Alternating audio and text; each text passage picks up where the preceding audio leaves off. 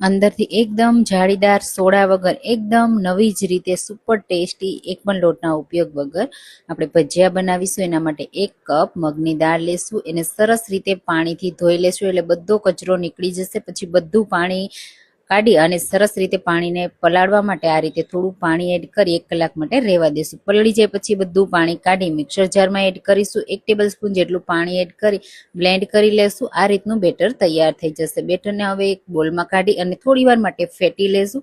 હવે એમાં ખમણેલું બટેટું, ડુંગળી, લીલા ધાણા, મરચી, આદુ, હિંગ અને મરી પાવડર અને મીઠું એડ કરીશું. સારી રીતે મિક્સ કરીશું અને મીડિયમ ફ્લેમ ઉપર ગેસને ચાલુ કરી અને તેલ ગરમ થવા માટે રાખવાનું. આ રીતે નાની નાની સાઈઝના ભજીયા મૂકી દેવાના. થોડી વાર પછી આ રીતે ઉપર આવી જાય ને એટલે સાઈડ ચેન્જ કરી અને જેવા તમને ક્રિસ્પી પસંદ હોય એ રીતે તૈયાર કરી લેવાના અને બસ ગરમા ગરમ સર્વ કરવાના. તો જરૂરથી એકવાર ટ્રાય કરજો. સુપર ટેસ્ટી બને છે અને સુપર હેલ્ધી પણ છે.